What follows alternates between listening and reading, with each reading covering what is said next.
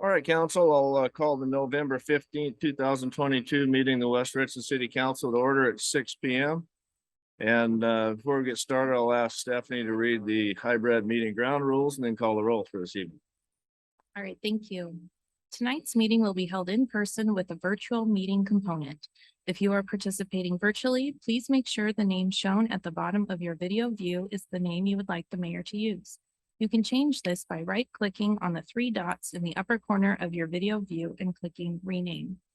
Audience members present in the council chambers will be called upon first during public comment periods. Those participating remotely should please virtually raise your hand if you wish to speak. To virtually raise your hand, click on Participants and then click on Raise Hand. If you are participating by phone only, press *9 to raise your hand. Please limit all comments to 3 minutes. All right, roll call. Brent Gary. Here. Richard Bloom. Here. Fred Brink. Here. David Fetto. Here. May Hayes. Here. Kate Moran. Present. John Smart. Here. Ken Stover. Here. Thank you. And with that, I'll ask Council Member Smart to please lead us in the Pledge of Allegiance this evening.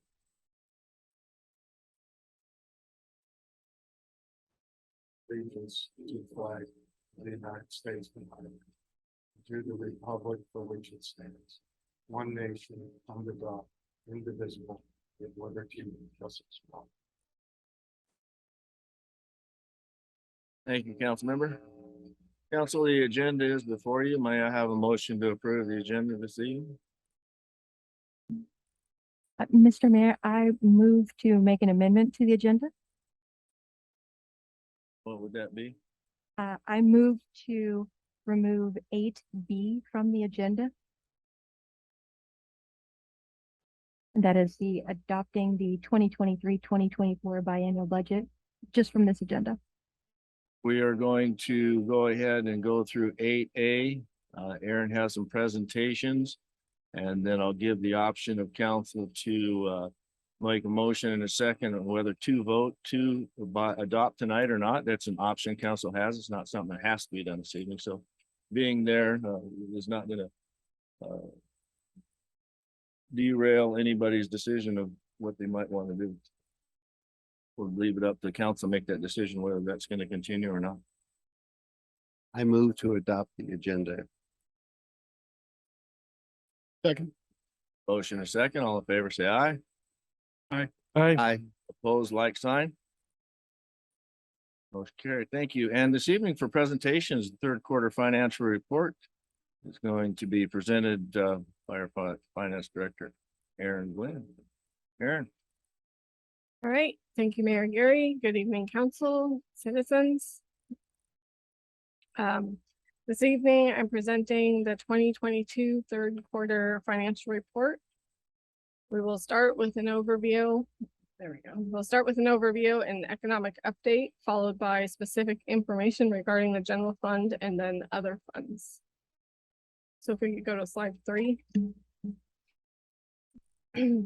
For the first overview of the economy slide, we'll start with unemployment, which has increased to 5%.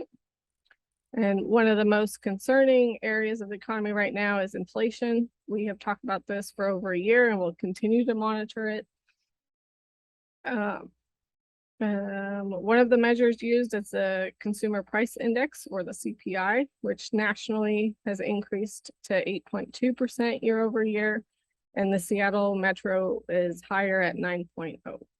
Both of these are still fairly high, although they are trending down. Locally, we look out the city's building activity. Single family permits issued were 102 for third quarter in 22 compared to 211 the same period in 2021. Multifamily through the third quarter was 13 for this year compared to 19 for last year. This is another view of the single family home permits. This shows the years in comparison along with the green line showing the increase in valuation. I think this is a good example that demonstrates the volatility of new home construction. You can see from this data that 22 is right in line with 2020 for the number of permits, even though it's down from 21. Here's another view of building permits collected compared to what was budgeted. This is the permit fees. We are behind the budgeted number at this point. The light blue area is budgeted compared to the gray area.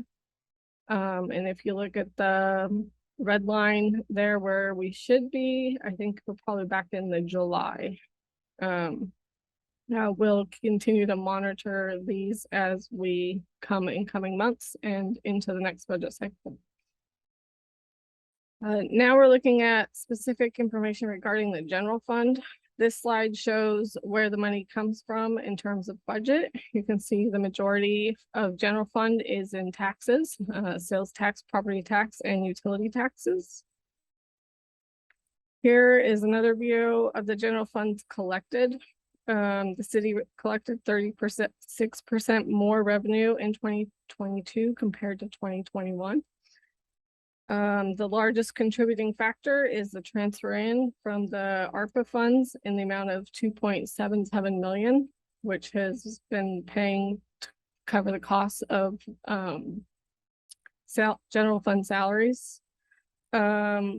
Without that, we would be down quite a bit, especially building permit revenue is decreased by 35%. And let's see, the one there, charge for services, which is generally the plan review fee, has decreased by 30%. This is another view of the general fund revenues. This is comparing budget to what was collected for. Yeah, this is normally, let's see, general fund revenues, we collected 85%. Normally we look at it to be 88% at this point. But this number is skewed because of the transfer in from ARPA. We didn't start this until April of this year. And so most of that transfer in should be done by the end of this year. So that is skewing our number. These next three slides look at sales tax revenue in the general fund. Sales tax decreased 2% compared to the prior year. And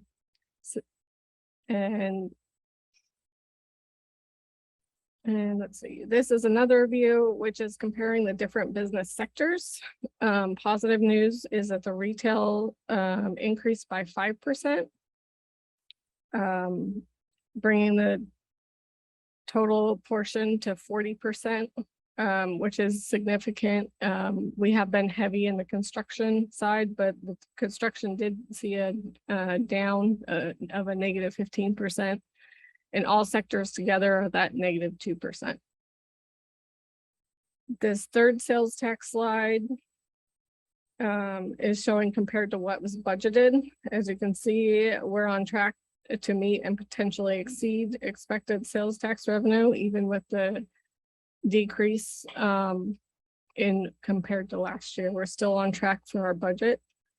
At the end of September 22, we were on track in the October of 22 revenues. Another major revenue source in the general fund comes from utility taxes. Overall, utility taxes increased 3% compared to 2021. There are increases in electric, water, gas, sewer, stormwater, and solid waste.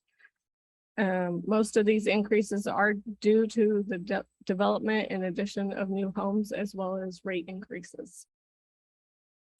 Here's another look at utility tax, something that we've talked about before, and is the continuous downward trend of telephone. It's not as down, but remains flat. And the remaining are on target and escalated nicely. Another major general fund revenue source is property tax, which has increased 4% compared to the same period from the prior year.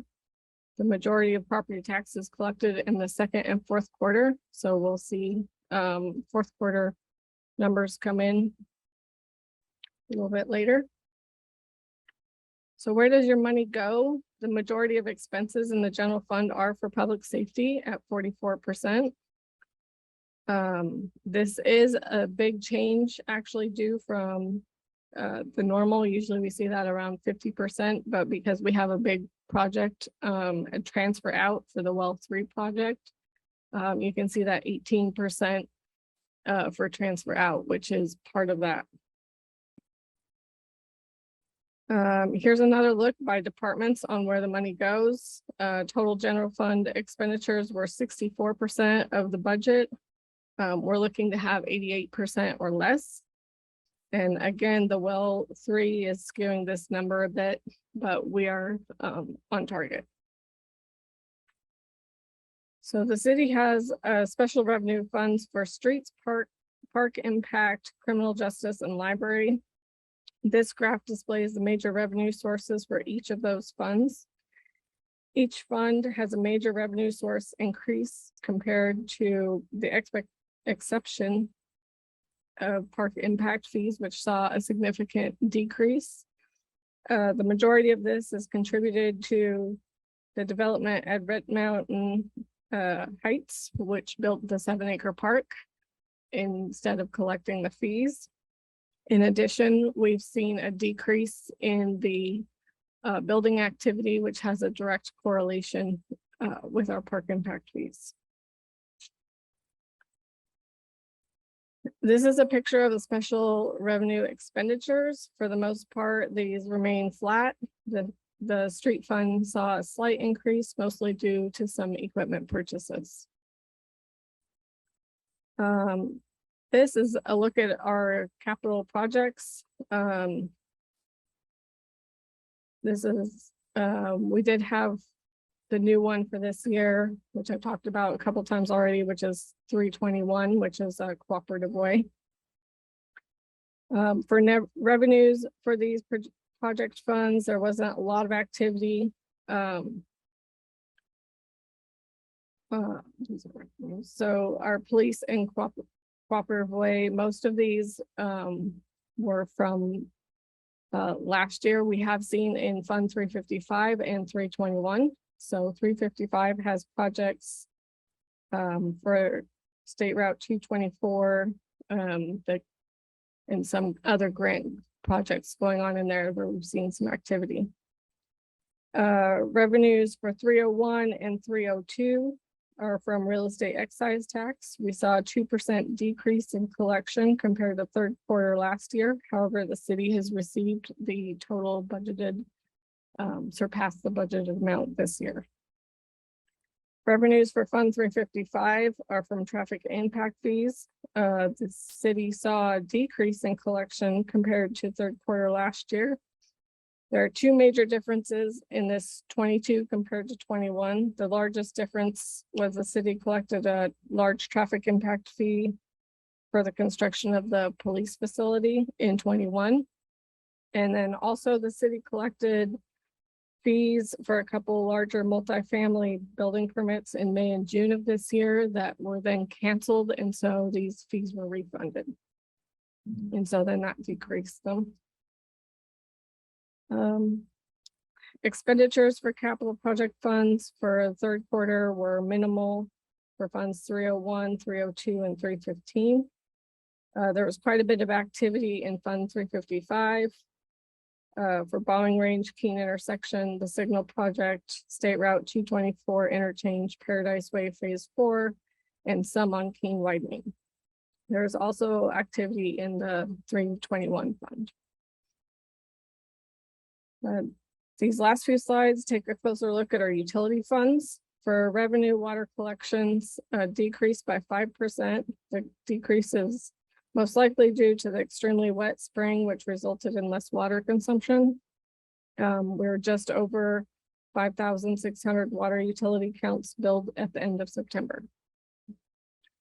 Sewer collections increased 8%, primarily due to rate increase that went effective December 22nd of 2021 and the construction of new properties. Here's an image of the irrigation revenue. Irrigation collections increased 7% in the third quarter. And stormwater was up 9% compared to third quarter. And the last utility revenue of solid waste was up 8%. And this final slide is a view of the fund expenditures. For the most part, we saw some operating cost increases slightly, just due mostly to higher cost of materials. With the exception of Fund 441, which has some project stuff going on in there. So that's a little bit higher. And that concludes. Are there any questions? Thank you, Aaron. Council, any questions, Aaron, this evening? Councilman Bloom looking for his card. I've got it right here for you, buddy. There you go. All right. Yeah. I guess, Aaron, looking at the comparison of the sales tax, just for information, the regional sales tax has not dropped overall. It had a dip, but judging from Ben Franklin Transit's sales tax collection, it's still up 10% over last year overall to date. But I guess my concern is that if we look at the 21-22 tax and the 23-24 tax, how does that, I mean, if sales tax doesn't go up, REA has said the electric utilities are going up, so most of our utility tax is not going up. What is, what in the third quarter report indicates that we're going to get more tax next year?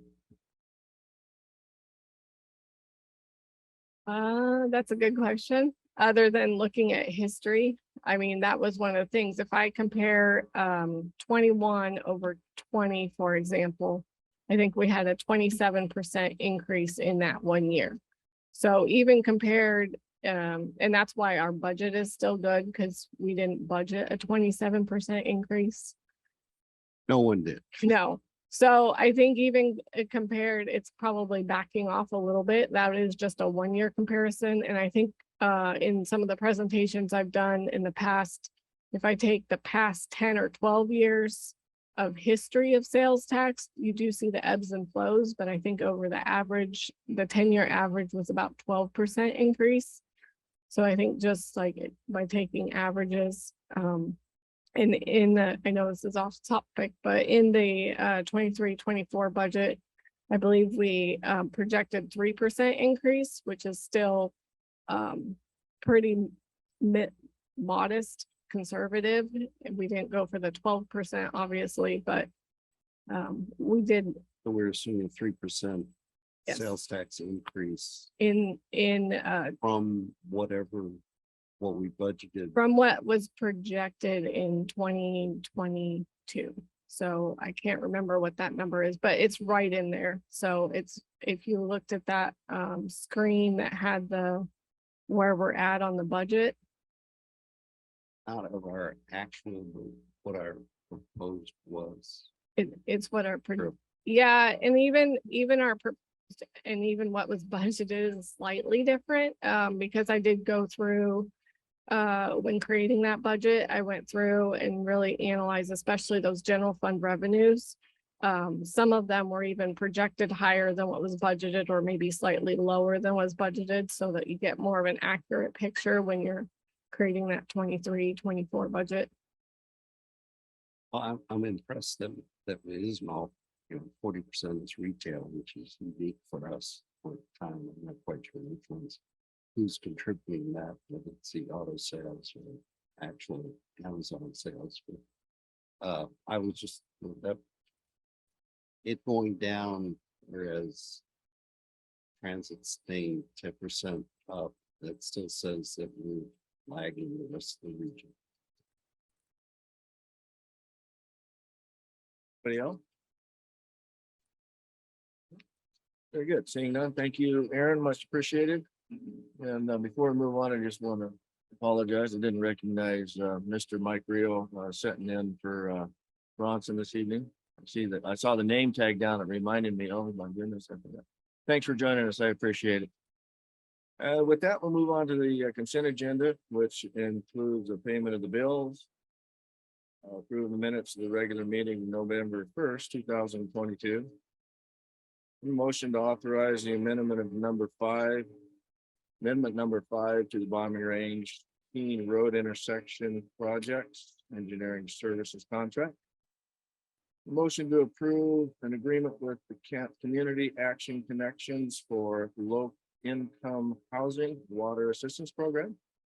And resolution 6022, resolution set a public hearing for vacation 009-2022. And the resolution 6122, authorizing the mayor to execute the 2023-2024 West Richland Police Officers Association contract. Is there anyone from the audience who would like to speak to this consent agenda this evening? Seeing no one here. Anyone from virtual, either *9 by phone or raise your virtual hand if you're recognized by the clerk. Stephanie, do you see anyone virtually? Or do I? With that, council may I have a motion to approve the consent agenda this evening. So moved. Second. Motion in the second, all in favor, say aye. Aye. Opposed, like sign.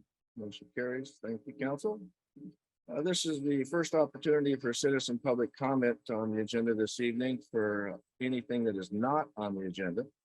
You can make comment. If you'd like to provide comments, please come to the podium and state your name and address for the record. Seeing no one here in person. With that, we'll move on to anybody attending virtually for any items not on the agenda this evening. If you'd like to make public comment, please raise your hand, virtual hand, or *9 if you're by phone. And Stephanie, do you see anyone virtually this evening? I do not. Fine. With that, we will go ahead and move on to 8A and B, which is a public hearing and an ordinance adopting the 2022-2024 biennial budget. And with that, I will turn the floor back over to Ms. Gwynn to present her staff report this evening. Aaron? Right, thank you, Mary Gary. Tonight's public hearing is the second for the 23-24 biennial budget. In the spring of this year, department directors began preparing detailed requests. There was budget workshop held in September detailing the revenue forecast, as well as council hearing from department directors on their specific requests. In addition, I know there was a couple of committee meetings reviewing the very specific information within the budget request. On October 25th, all of council received the mayor's proposed budget, which was posted on the city's website on October 26th. We had our first public hearing on November 1st. The primary focus of that was for the revenue sources. There have been no changes to the detail within the budget since council received it on October 25th. There was a correction to the formula within Exhibit A, so it matches the detail presented on October 25th, and you have Exhibit A in your packet tonight. This budget contains expenditures totaling $101,455,194, with an estimated ending fund balance of $17,435,624 for a total budget of $118,890,819. The appropriations are balanced by resources estimated with a beginning balance of $30,580,516 and revenues of $88,310,303, again totaling $118,890,819. With that, I will go ahead and open the public hearing at 6:24. Anybody would like to make comment on this evening's presentation of the budget? Please come to the podium, state your name and address, name and place of residence for record. I see no one here, and anybody virtually who would like to make comment this evening, raise your virtual hand or *9 if you're by phone. We'll recognize you for your comments. Stephanie, do you see anyone virtually this evening? I do not. That we'll go ahead and close that public hearing at 6:25. And I'll go ahead and turn it back over to Erin. She has a PowerPoint from questions from Councilmember Moran. Thank you very much for your questions, Councilmember Moran. We felt that this is probably the best way to present the answers, so all council members can see that as well, and then we'll continue to have any further conversations council would like to have. With that, Erin? Okay, so first I wanted to put the website out there. So where the this packet you guys all received, packet. But here's the website where you can get that. So anybody can take picture and follow the website. So next slide. So Ms. Moran's first question was, where is the city administrator salary in the proposed 23-24 salary schedule? The answer, when completing the 2022 salary and benefit analysis, the city administrator positions in the comparables are listed as per contract. So we did not include that. Do you have any further questions or comments on that one? And just anybody in general, I mean. So, and I just want to make sure, so the only reason it was listed was because the contract said to list that, is that what you're saying there? No, I think when Selena might be able to answer this one better, but when researching, for putting that new salary schedule together, the line literally said per contract. There's no, salary range for us to compare or put in a city administrator. If we were to hire one, my assumption is we would have a contract for a city administrator. Just because we don't have it in the salary schedule doesn't mean that you can't have one. Okay, so, and the reason that I had noticed that was because in the previous pages to that, we have the breakdown of the salary schedule for 2021, 2022, and it did have the city administrator in that. So that's why I was wondering. I think when I went and asked Selena about it, she didn't feel comfortable putting it in there because she can't get an accurate number because it's all per contract and there would have to be significantly more research to put an accurate number in there. Okay, thank you. So next one. So here's a question. Why has Public Works Director proposed salary been separated out and put in a higher amount than the police chief? It appears that the police department budget is significantly higher than the Public Works Department budget. So I would expect the salary to be higher for the police chief rather than the other way around. So this little snip is our current 21-22 salary schedule. So this is kind of the format we are currently on. And then if you go to the next slide, this is the salary schedule that we're going to. So this itemizes or lists out every position separately. So it's not just separating the Public Works Director and the chief. It literally separates every position with their own salary range. So if you go to the next slide. So here's my answer to that, which I just explained. The big change is we separate out the position separately for every position. And then the second part of that question, while the police department does have a larger portion of the general fund budget, Public Works has more than 80% of the citywide budget. And currently Public Works has approximately 39 employees, where police is approximately 23, if you're taking comparisons in.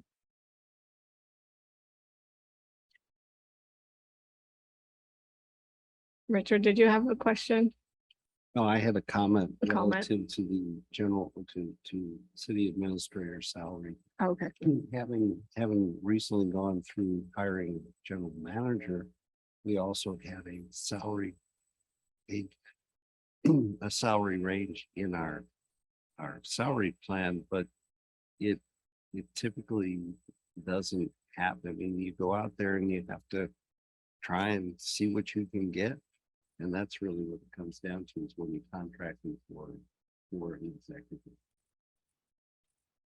Thank you. I missed you on that first one there. Councilmember Sparks. Yes, I have a question concerning this salary schedule, or a comment actually, and I'll preface this with the fact that I'm really in favor of workshopping this. There are so many good questions that Kate asked, and I don't have access to a personal secretary or clerk to type up all of my questions and present them in the time that I have. So I was very much hoping that we would have the opportunity to workshop and to discuss this openly without having to do the card thing and be so formal. But given the circumstances at hand, I will mention that on this proposed salary schedule, my comment is that a lot of the senior staff positions in general, I would highly suggest that the minimum monthly be reduced on that salary schedule, so that when we get new people into the positions, we don't have to start them out at such high levels. It really seems to be constricting their opportunity for growth, and also constricts the opportunity to bring in, younger talent who, might not be 55 years old when they become, senior staff public works director or something like that. They may be in their mid-30s, and frankly, have a long way to go before they have the seniority to demand the type of salaries that are listed in this very narrow range. So I have numbers that I wrote down, but I won't bother you with those. But if anybody's interested in discussing that, I would highly encourage you. I'll ask if Selena, if you have anything you'd like to respond to that as far as the min max, how we figure our salary schedule. Go ahead and come up to the podium if you would. One is here. Now. All right. So it's based on a few different matrices. So the first is doing comparables with Richland, Pasco, Kennewick. That's the first. Then the second one is looking at our structure and basically the responsibilities that, our staff have. Yes, we could go ahead and start at, lower wages, but what the salary schedule is based on is comparables, in our area. So what we've been kind of trying to do lately is hire, people that have the skill set to do the job. And I think we're trying to get away from the training aspect, especially at the director level. So that's the one comment I would make about not reducing the salary schedules for that. But Richland, Pasco, and Kennewick, those do have typically slightly higher schedules that we're looking at. And thank you for that. Just to be clear, I'm not asking for the mid or high points to be reduced. I was simply trying to expand it on the low end.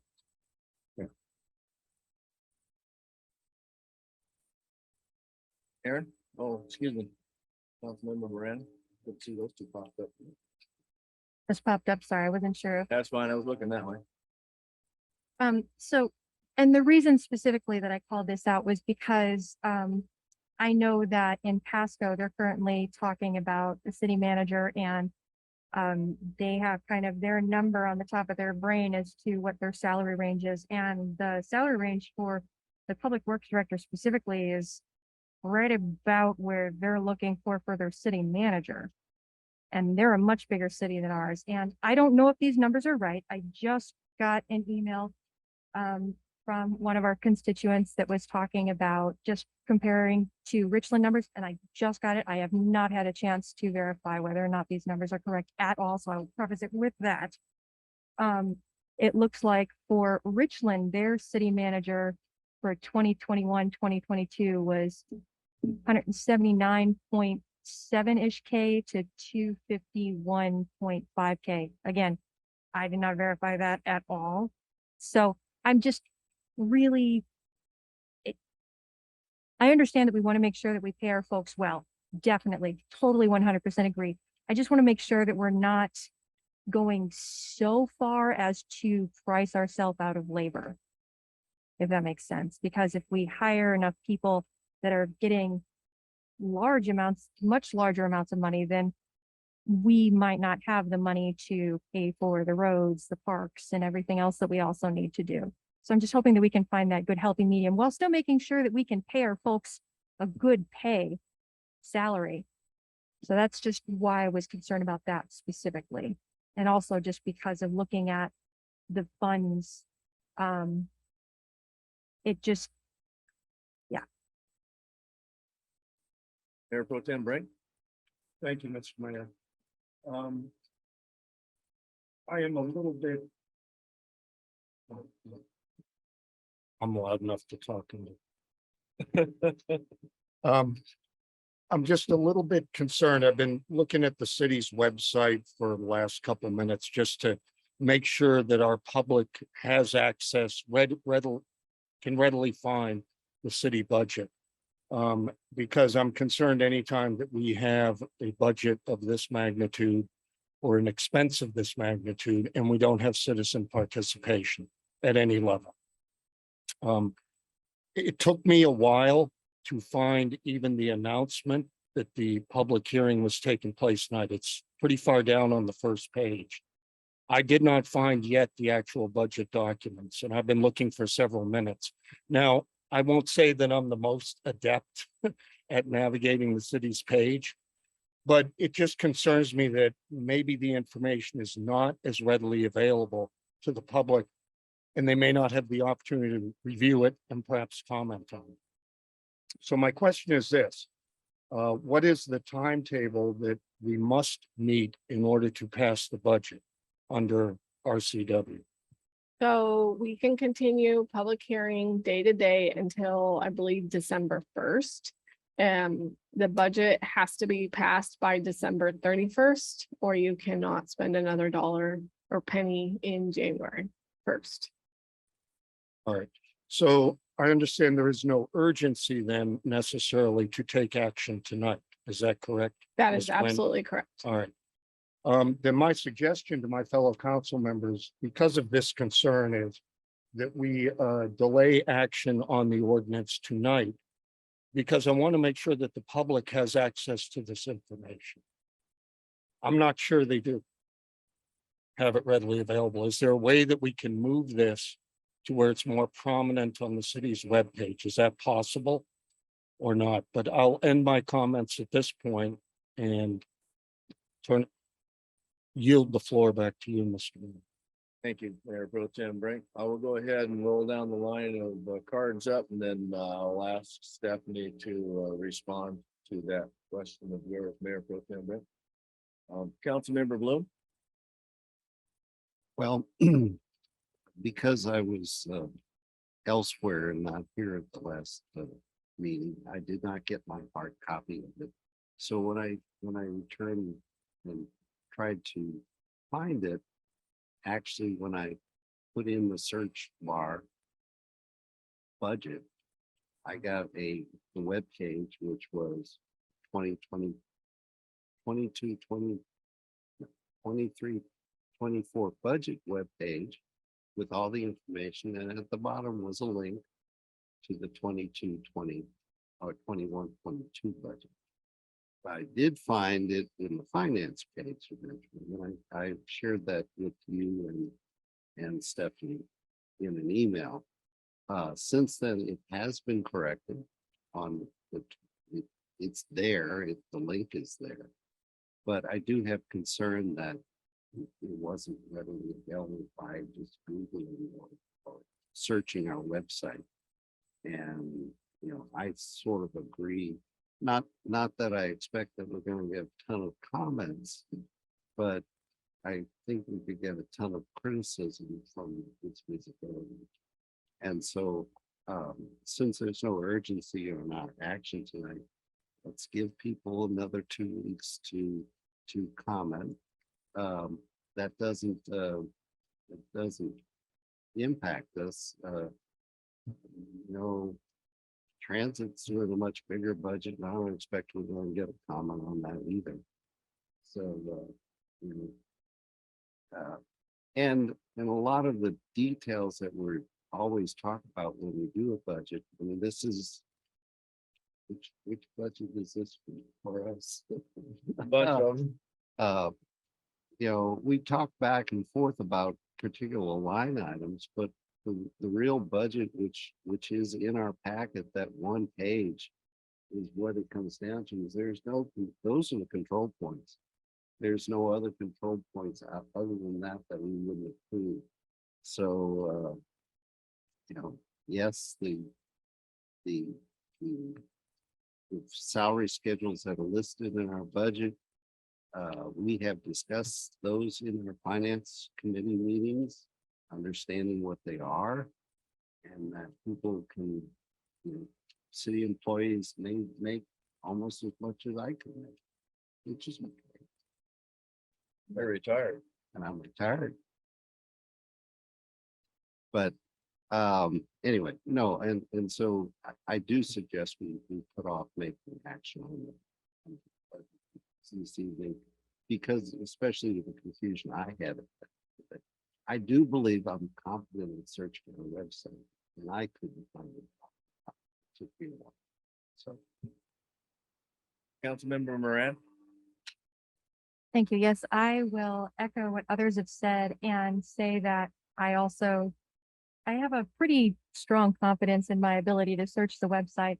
I was able to find the 2022-23 biennium budget website itself on ours, but it didn't have a link to, and I don't think it, unless It does now. it does, oh, is it updated now to say that? But it also said on there that on November 1st, we had a public hearing, which we never did have a public hearing on the 1st. I would imagine that would have to be an agenda item. And we did not have an agenda item specifically for public hearing for the biennium budget on the 1st. We did talk ad valorem, but not the budget itself. I've done it a few, like, I did it last time, I've done it, this is my second one doing it, and every time it has been addressed the same way. The first one is generally covering revenue sources, which a big part of it as the ad valorem, the property tax. But it is a public hearing on the budget. And it's the budget revenue sources. And I even believe in my talking points, I discussed it being the first public hearing of the 23-24 budget. Well, and then my concerns, I think, with that is that if someone, probably like unfortunately most citizens, were to just look at the agenda that's itself, which I would assume most people do, then they would not see that we were having a public hearing on the budget itself. And I really do believe that if we're having a public hearing on the budget itself, and we're going to call it a public hearing, that we really need to make sure that it is a specific agenda item of its own. I'm not sure what the RCW specifically requires for that. And I don't know if it requires 2 public hearings or not. And then I'm also wondering where it actually was posted, because again, like I said, there are others that also were not able to find it on the website at all until today. I got 2 people messaging me today saying, hey, where's the budget? So I'm hoping that, and I'm not saying that that's on you. I'm just saying in general, I'm concerned that we have not given enough time, and agree that we should definitely push this off. And maybe workshop. I'd like that. Councilmember Smart. So this is the appropriate time for me to mention that I did receive direct comments from a couple of members of the public, people who pay taxes to support this city, asking how we could possibly pass a budget of this magnitude and complexity without having a workshop. That's just point blank. How could you possibly do it? They haven't heard enough conversation at meetings. They've heard nice presentations. They're very good presentations, I would say, but we need to have a conversation. So I think I will, I'd like to piggyback on Councilmember Moran's suggestion. Well, let's see, first that we don't take action on this tonight, and second that we have a motion to schedule a workshop so that we can discuss this point by point freely and come to a consensus. And then I think everybody will have if not a tangible, calculated assurance that we're doing the right things, that at the minimum we'll have the perception of that. So I think both are important. People judge folks in different ways, but I don't want to be accused of not having discussed a 2-year budget for the city in a workshop. We have workshops for far lesser things. So that's my comment. Thank you. Thank you, Councilmember Smart. Let's let Aaron go ahead and finish through these questions right here, and then we'll go ahead and continue a conversation in regards to budget questions or comments or anything you might have this evening as well. And we can go ahead and move on to further workshops if council feels necessary, and take a look at when we'll go ahead and bring this back for council's adoption. So with that, Aaron, go ahead. Okay, so next slide. So this one was a question, why is there a difference between the 401k match between the different job classifications? This answer is defined in personnel policies section 7.1. And it can read it for you if you'd like, but it basically says for city employees, it's a 2% of their base wage, and for full-time, non-bargaining, executive, senior professional, supervisor level, it 4%. Next question. Why are mayor and council salaries not displayed in the proposed budget? And I think what you mean by this, they're not displayed in the salary schedule. More specifically, that it's not broken out, because if you look at the appendix in the back, it says the total lump, but I know that it isn't exact, because there are some of us, like I know myself, and I don't know if any other council members are, but like we've opted out of the $50 a month, and it just wasn't clear what the actual salary was. And I also hadn't thought that we had approved salaries going up next year or the year after yet, but I can't It's been recall. approved, hasn't it? The city has a salary commission that determines the salaries of elected officials. It does not come through the city council. They met in October and determined what those would be for next year. Thank you. So anyway, I wrote my answer based on thinking that you were looking for those in the salary schedule. But as Stephanie pointed out, there's a separate salary commission that sets those. And they're not part of the non-bargaining employees that get put in those salary schedule. The budget does have compensation included in the detail. When we budget, I don't necessarily take into fact that Kate Moran isn't getting the vehicle allowance, because you have the opportunity to reinstate it. So when we budget it, I budget the full amount. So that is all in there.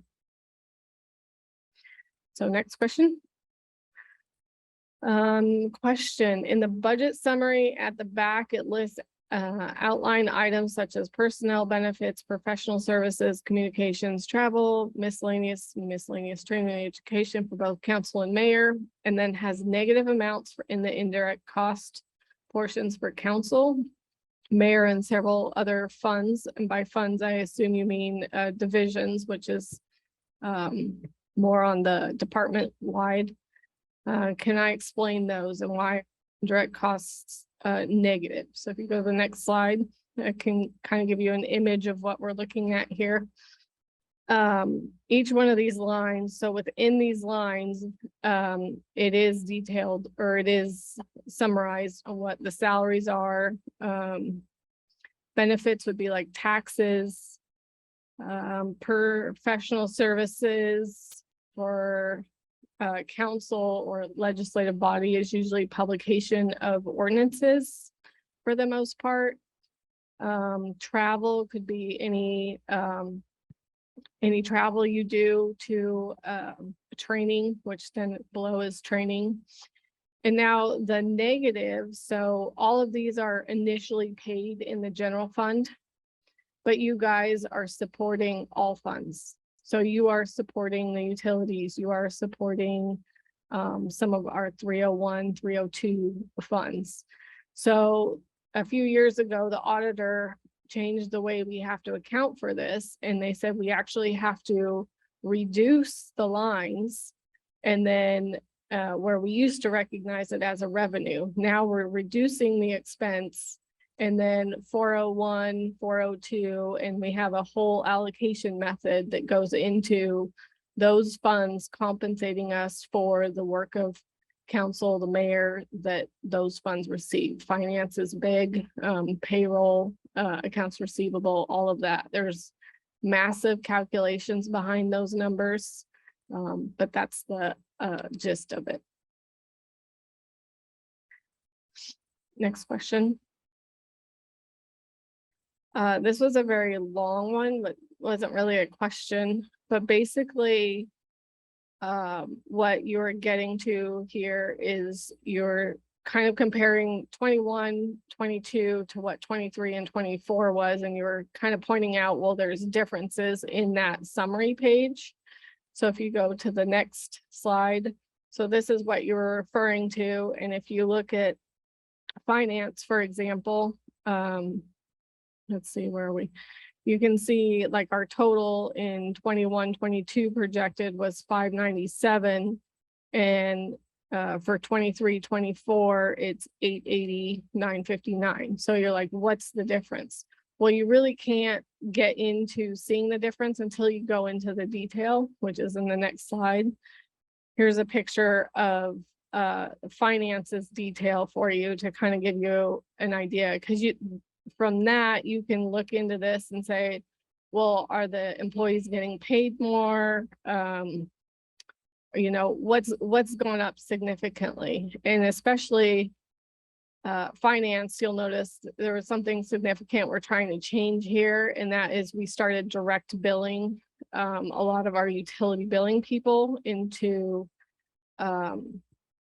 the utilities directly, trying to get more away from cost allocation so that we can, and that kind of ties into our utility rate models. So when we go and we build those, we have more of a like a concrete projection that we can get into. It's still a work in progress, but this is one of those first steps we took.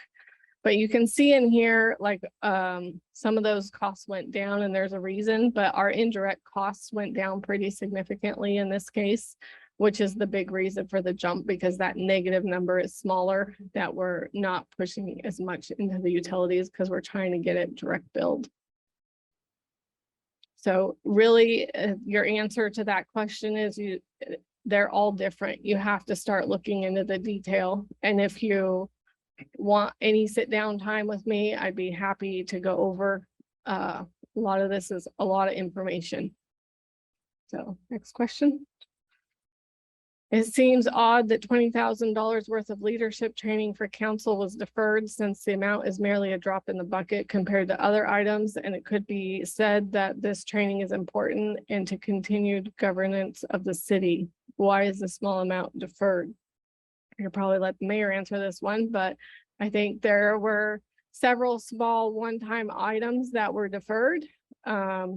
These type of items are oftentimes revisited after we've closed out 2022.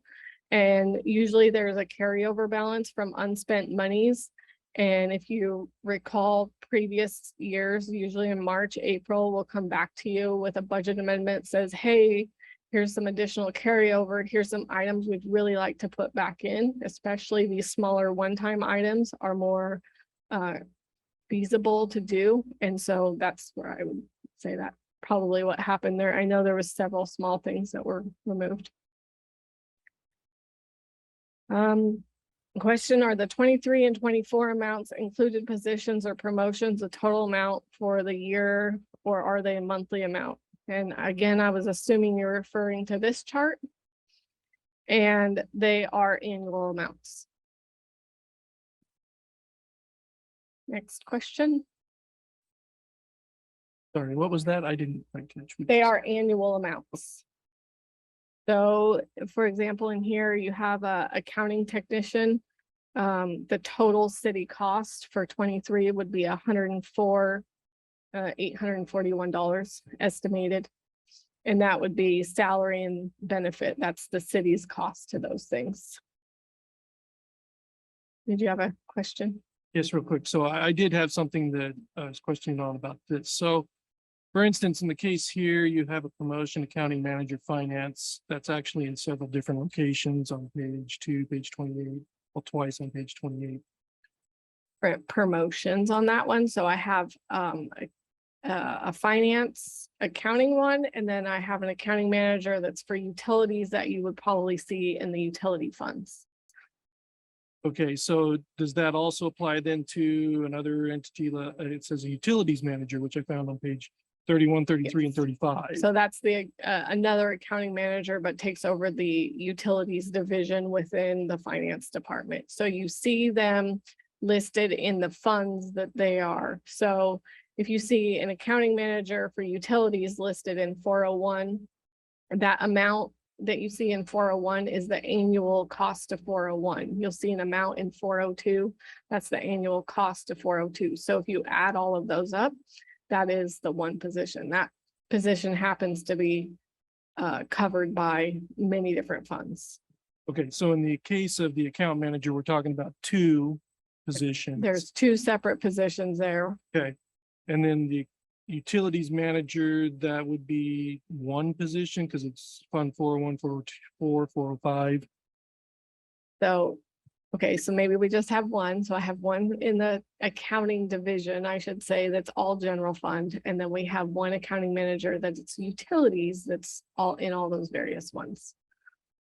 Okay, but there was a utilities manager. It was Okay. spelled out as a utilities manager, separate from an account manager, because I Okay, wrote the You numbers wrote a down number thinking they down? were all the same position based on Okay. their title.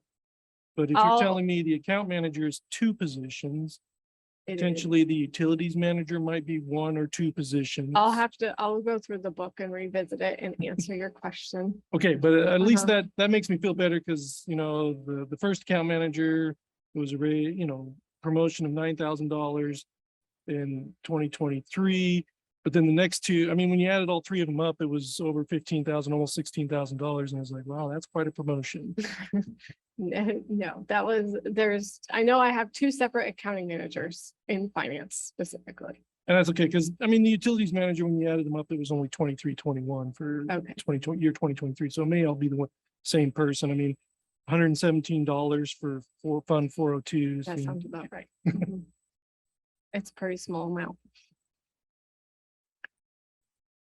Councilmember Moran?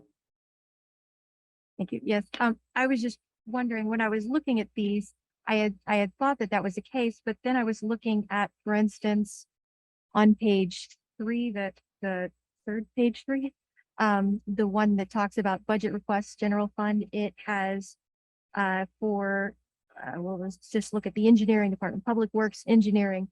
There are 2 positions, new positions, and they've got a percentage. So I was assuming that percentage was how much of that person's salary was being billed to that fund. Is that correct? So those CIP engineers are kind of interesting. So with our CIP, so they're meant for projects. So we have a whole division in here that's only project based. And so they bill their time to the project. So when we say we have costs for the intersection at Bombing Range, like that's included in the cost. Now, there are some costs that the project cannot pay for, such as sick leave, holiday pay, and those types of things. So we estimate that about 30% of their time cannot be billed to a project.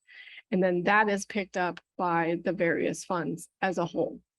So it is literally 30% of somebody's salary that is budgeted. The rest of it's covered under projects. Okay, that makes sense. And because I was looking at this with this position under general fund, and it's at 7.5 for 2023, it's got the 7,218 for 2023 and 7,866, but then it goes to 24% under the street fund. And Yeah, it has a lower number, but it's a higher percentage. That was the part that I wasn't understanding, what that percentage meant. yeah, so and maybe I need to look at the number, but 24 because we're hiring for the State Route 224 project. So the primary focus of their job is going to be for streets. So the street fund did pick up that 30%.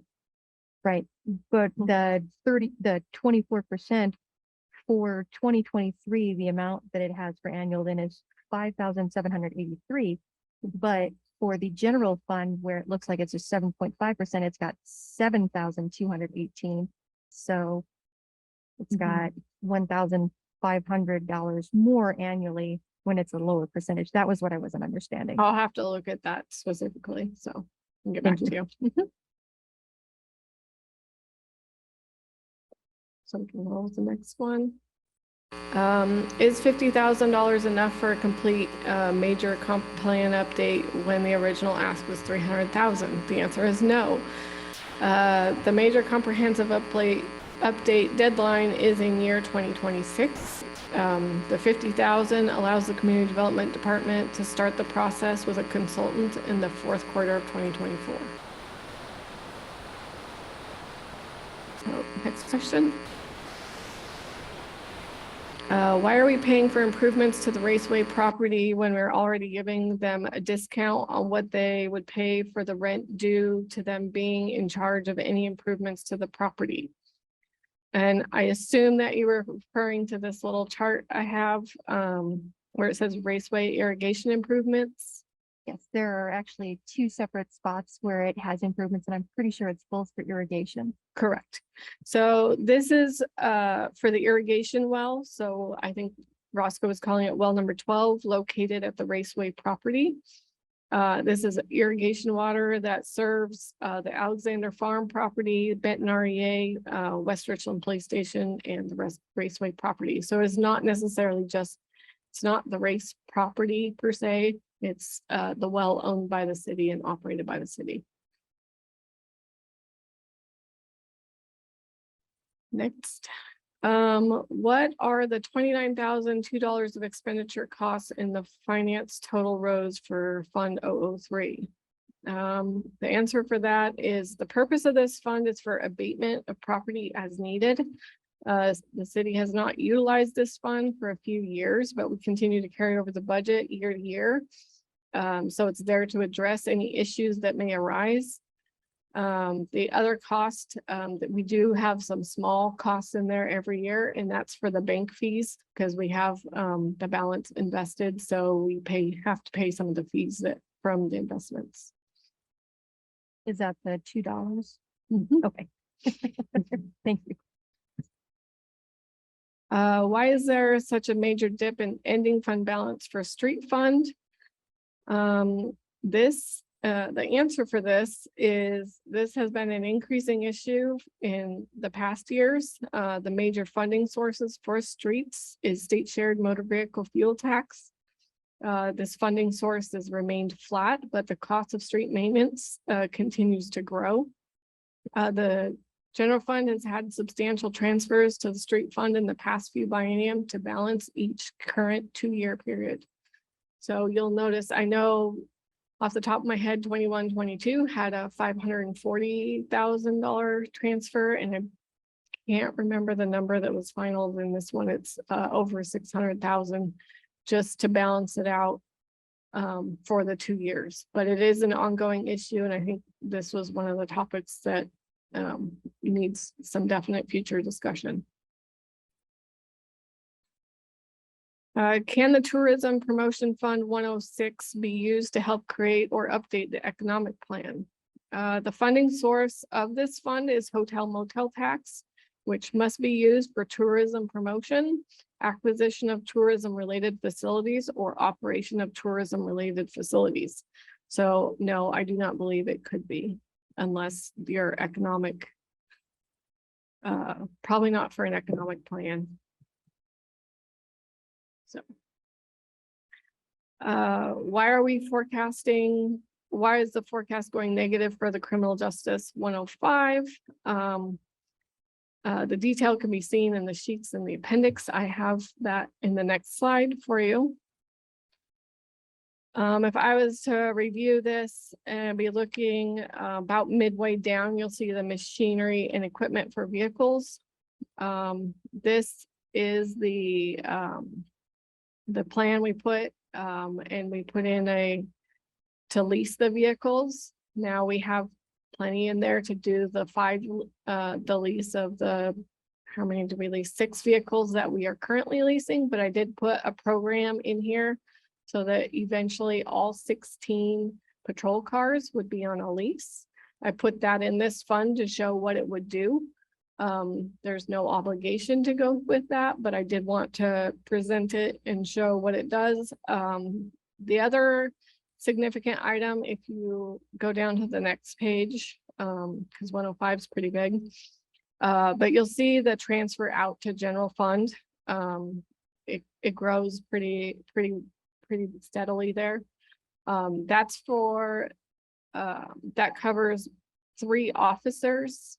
And then in the beginning in 23-24, it also covers a admin position that are paid out of the general fund, but then we transfer money to cover those costs from 105. So I would say those are the 2 significant costs in here that make it extend out. Why is the library service fund 121 no longer getting $100,000 in other financial sources? It's 390, starting with 23-24. I believe we had it last year or last biennium and the current biennium, but that is a transfer from general fund. So that is general fund money being transferred to the library fund. Trying to avoid that if we can.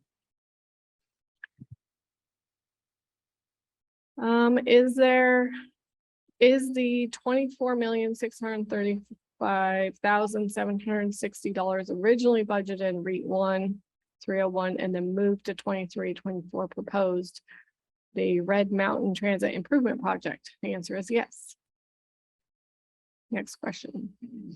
Why are we budgeting to receive less in taxes for the REIT 2 Fund 302 in 23-24 and nothing from intergovernmental revenues? The primary source of revenue is the real estate excise tax. That's what REIT stands for. We have uncertainty in the market, the sale of homes. So we budget conservatively at $325,000 a year. Intergovernmental revenue is source is grant funds. Typically, we do not budget for grant funds unless we are reasonably high assurance that the city will be awarded the grant. So usually you'll see those come through as budget amendments as we go on, if we are approved of grants or getting close. You could see those as budget amendments in the future as we have projects. For irrigation utility fund 402, why does it show that the budget request for 22,000 in 2023 and 28,000 in 2024 was approved, but only shows 20,000 as budgeted amount for 23-24 in this section immediately below? I think this is honestly a difference between a finance brain and an engineering brain, because I had a finance person write this and I went back and looked at the detail. And so that line specifically relates to utilities costs. So the cost of operating like electricity and those types of things. And our utility line was increased because we were bringing on the Raceway well. So that's they were normally in there from previous budgets as 20,000 a year. So it increased it to 50,000 for the biennium. So I think that was just misinformation between a finance brain and an engineer brain. But you actually see it in the line below on the other improvements, the 10,000 each year. That equates to the 20,000 that you're referencing as the Raceway irrigation well. Councilmember Bloom. The clarification on this irrigation well out there, are we getting a new irrigation charge out? Costco can answer questions in regards to the irrigation district is being formed. Yeah, you're forming an irrigation district, just say yes. That's the end goal. We're not there with it. So these funds are coming out of general fund?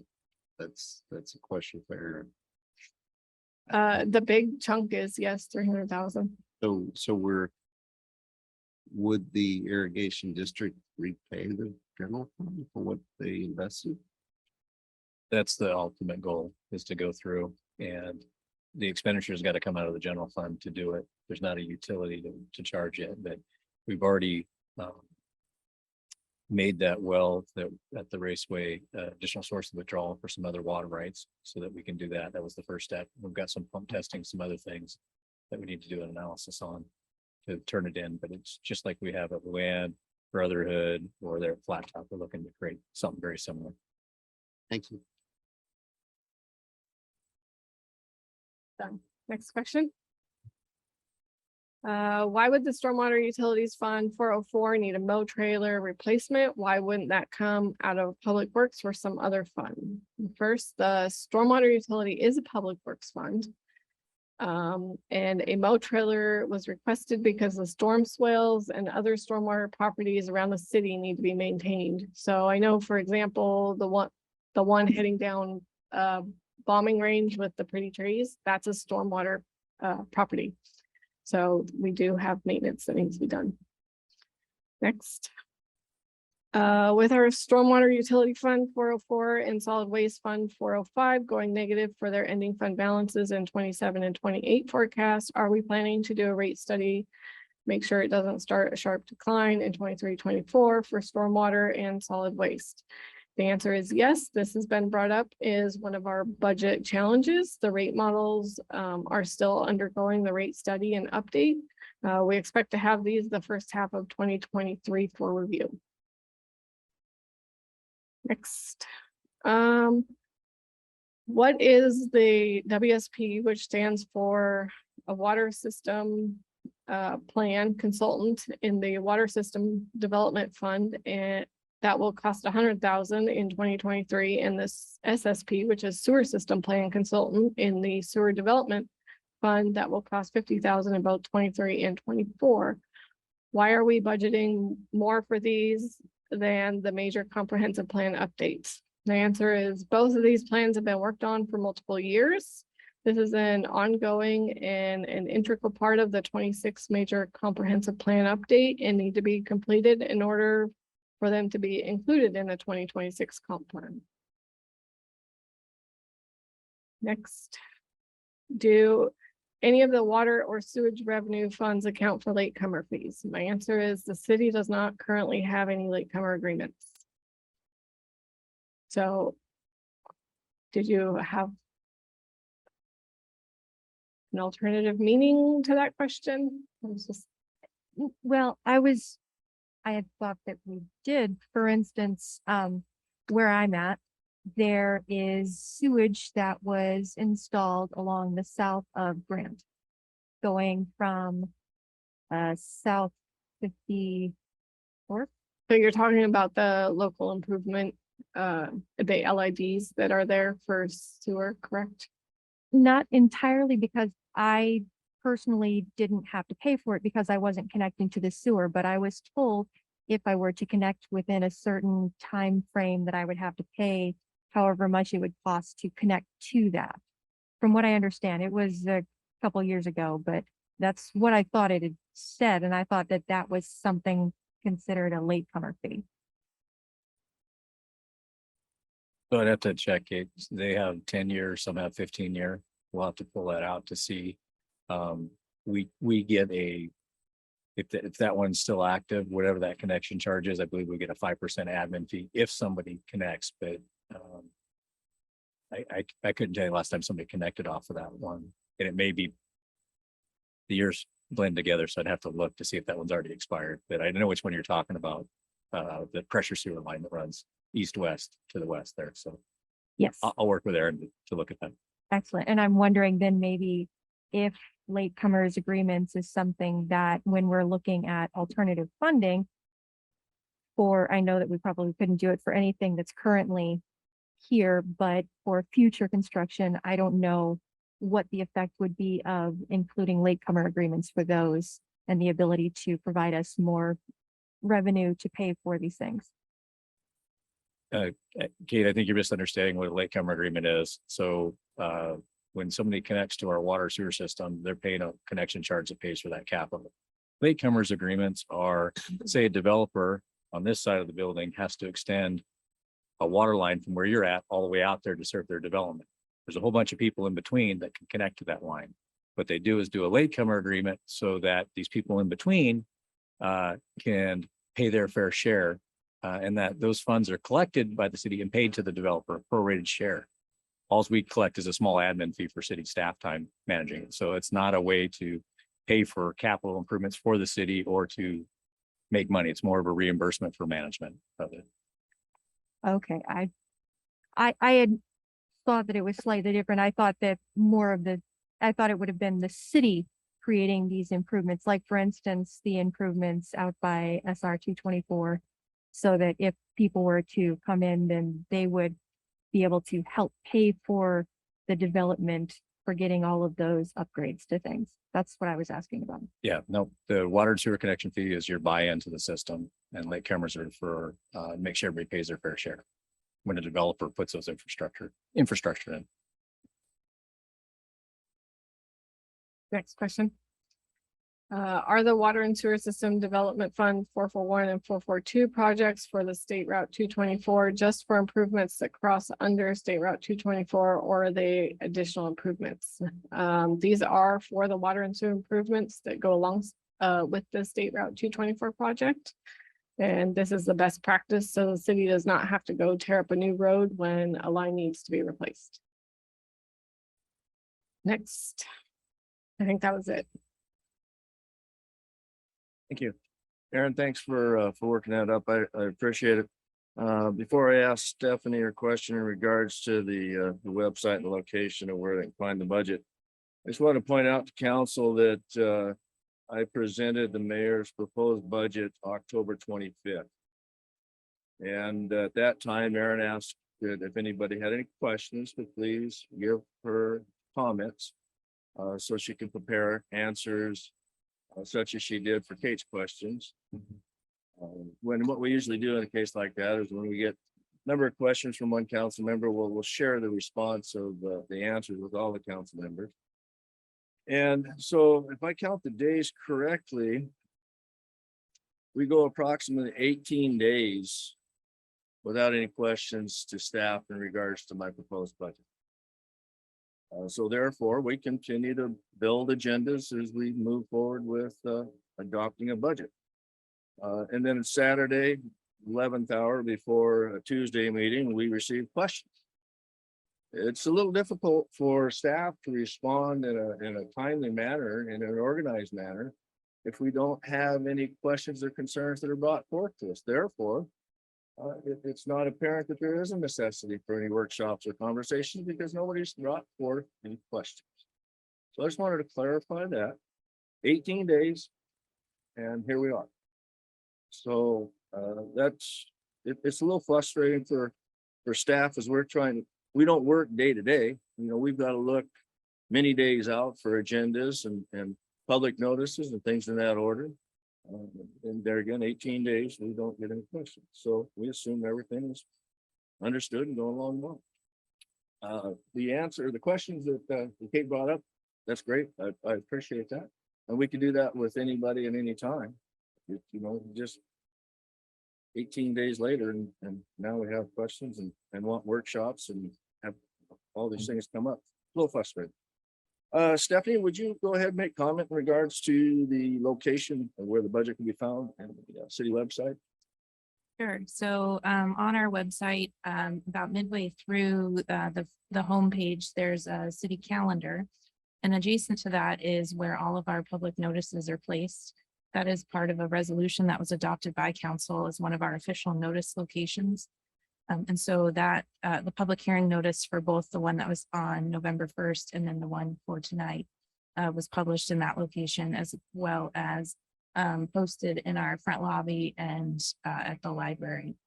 The budget is located, we have department pages, and so finance has their own page, and at the bottom of that page is finance documents. That is where the previous 21-22 budget has been posted for the last, well, since we got the new website. And so it was, the 23-24 budget was added to that location. There's also a subpage for the finance department for the 23-24 budget that was updated. However, when Councilmember Bloom sent an email requesting, when I went to look at that page from a different browser, it did go back to the 21 link. However, when I refreshed the page, it did update the link to the 23-24 budget. So sometimes in your browser, it will not, unless you refresh, it will not pull up the most current data. So I believe that was what was going on the 23-24 page. But it has been on the front finance page since the 26th, the day after our workshop. Our special meeting, sorry. Thank you, Stephanie. Any more questions on the budget this evening? Seeing none, we're gonna go ahead and, since it's on the agenda, we're gonna roll through the agenda as it is presented. In regards to 8B, 24-22, ordinance 24-22 adopting the 23-24 biennial budget. And council, do I have a motion?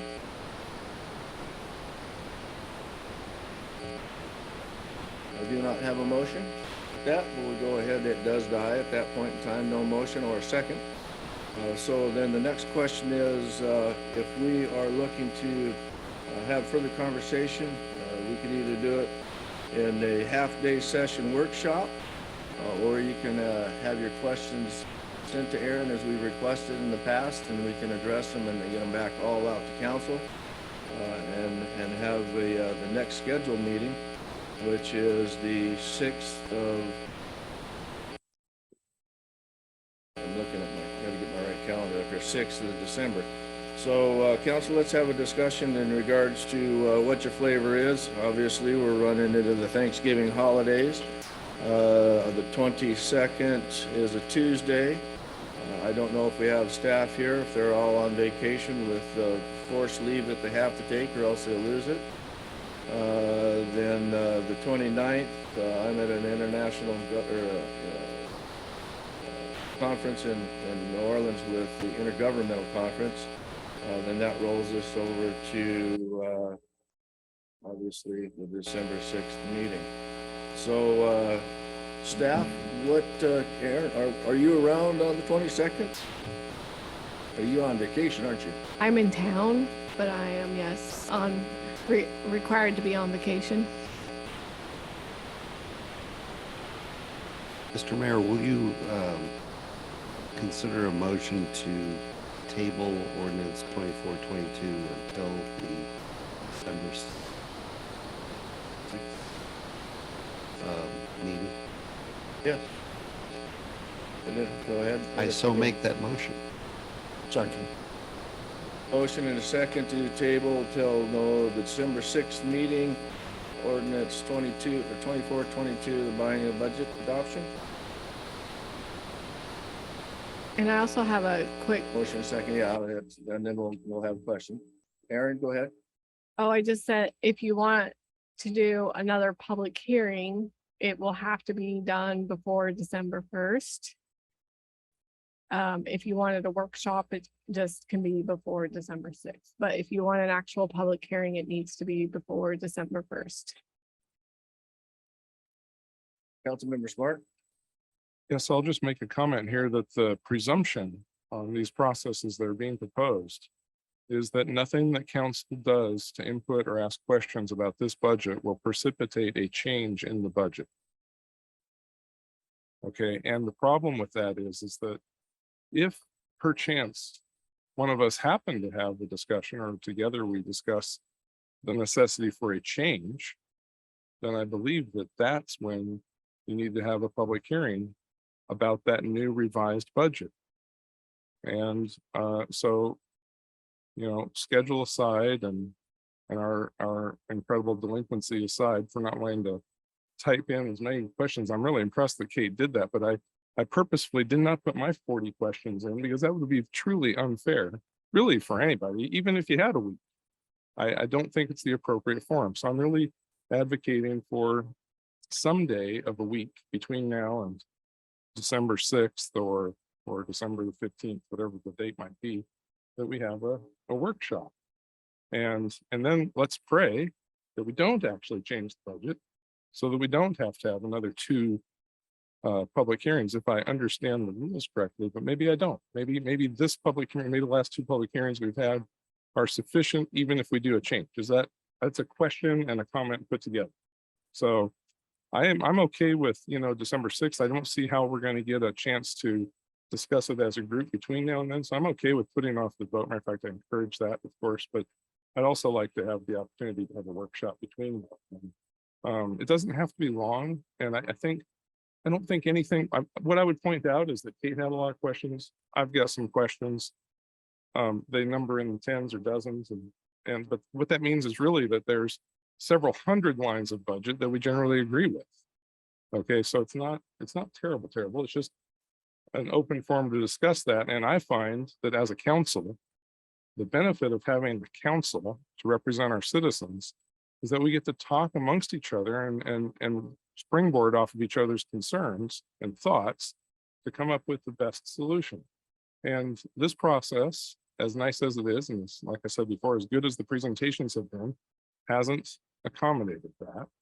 And I guess I think a discussion is necessary. Sound like a broken record, but that's my stand. And so I'll vote for an extension to the date of passing the ordinance or voting on it. But I'd also like to have something between now and then where we have the opportunity to get together and chat. There are a lot of weeknights. I know we'd like to keep it to Tuesday. I'd be all for taking our next scheduled Tuesday meeting and turning that into a workshop. Start at 5 o'clock, end at 8:30 or whatever it takes. So that's my proposal and comment. And that's December 6th. Yes. And then Councilman Bloom, you have your card up, and I might also, I'll ask Councilman Bloom a question. You and I've gone through an awful lot of budgets over the years, and we go through the same process. Is there anything different that we've done this time than years past? I'll respond to that. Yes, we have not infighted a lot. We have in the past. I can remember some heated discussions. And it has drawn out a little bit longer in the past. My suggestion was that we delay approving it until individual council members can feel comfortable with what's in the budget, or if there are errors in the budget. As I understand it, until we approve the budget, verily, which is that one page or at the end of the meeting, correct? We are not approving the details that are in this package, correct? Mr. Mayor? So we are approving that page. That's what we're approving. But there may be some adjustments. We may find an error. My God. And Aaron can correct that error if it so be, or as I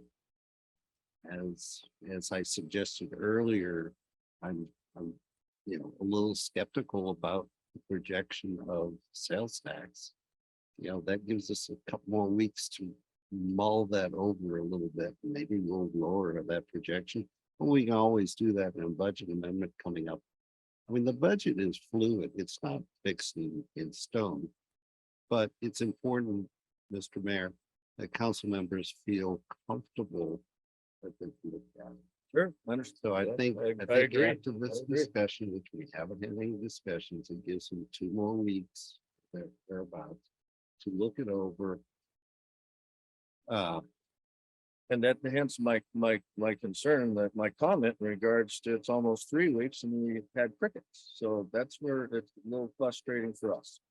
I understand.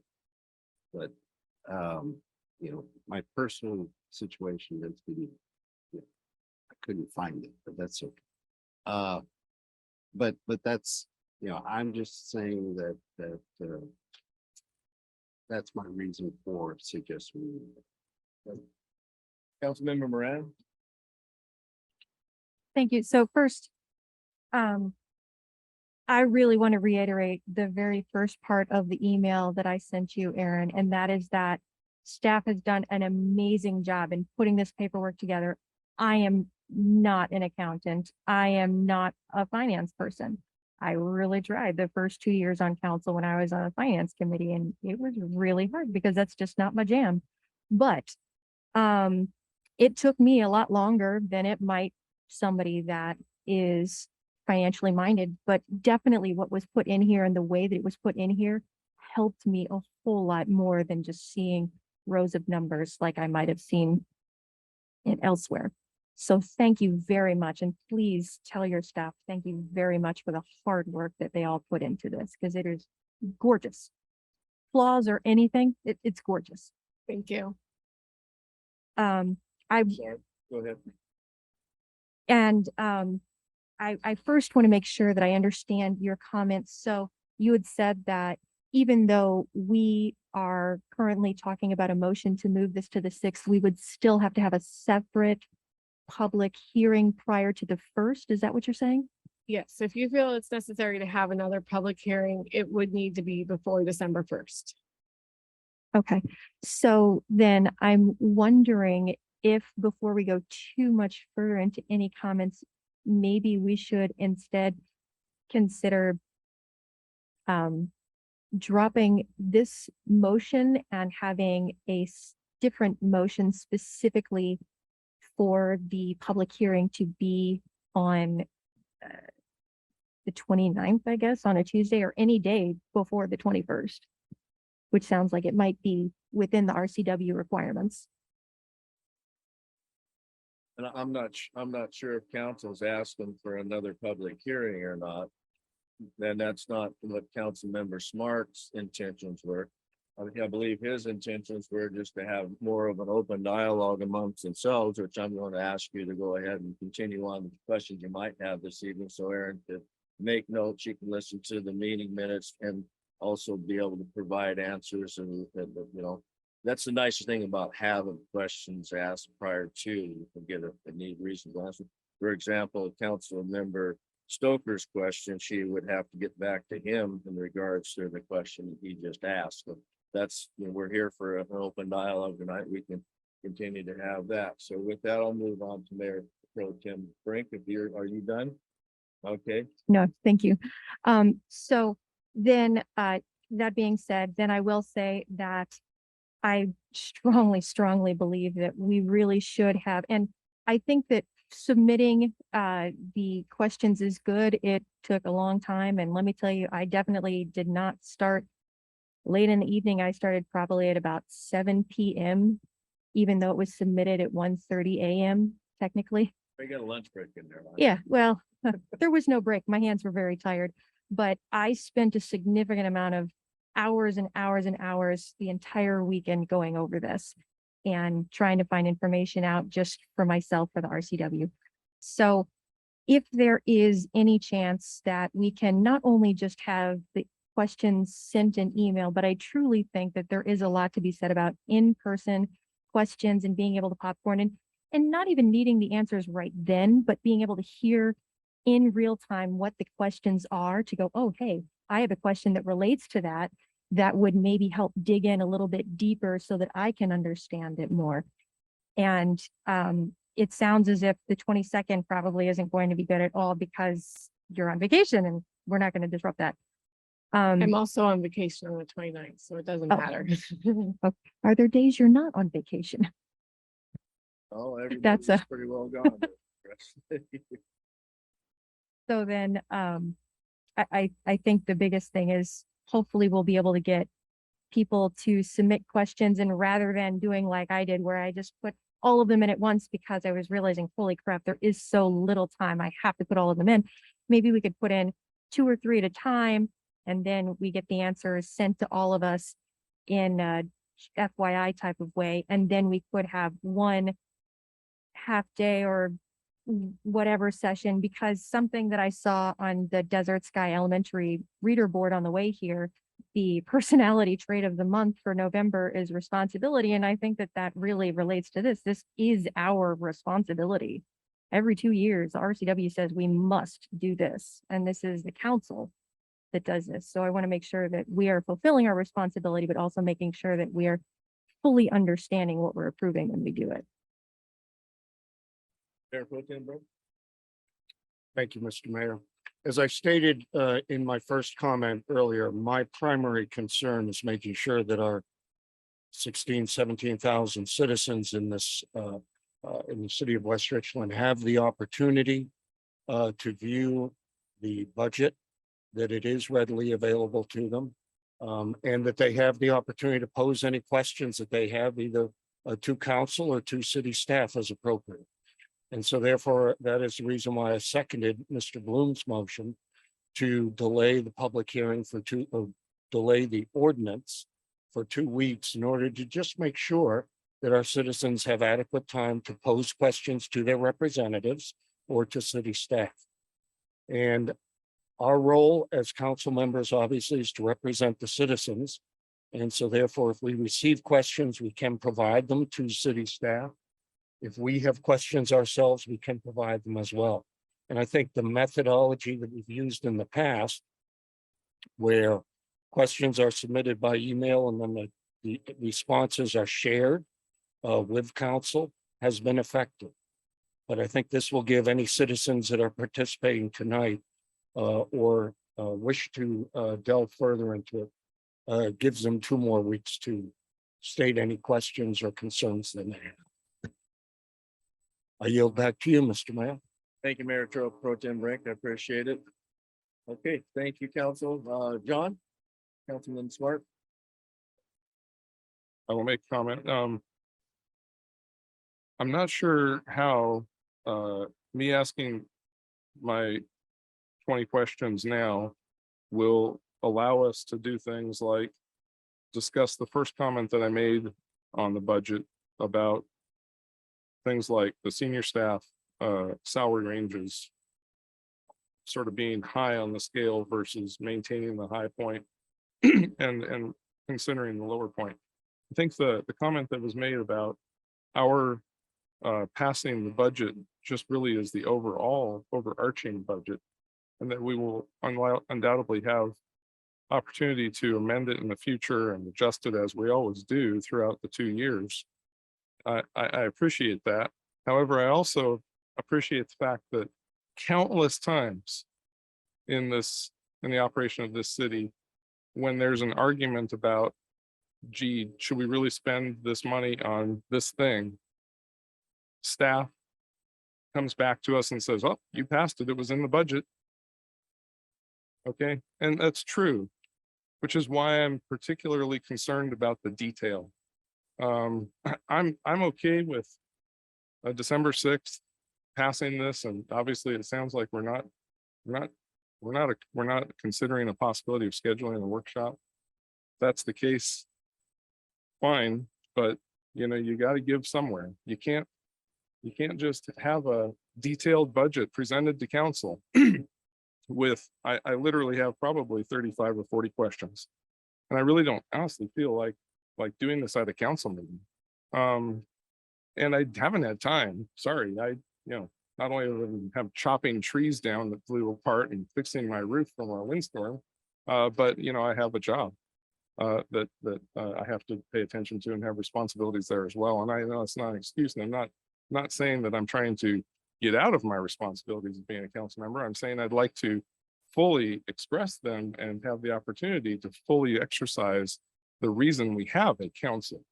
And listening to presentations and having a very controlled question answer session is not the purpose of a council in any city, no matter how it's organized. I mean, we accept that on occasion because generally things go pretty smooth and we're in general agreement. But I think I'm amazed actually that only Kate wrote in questions.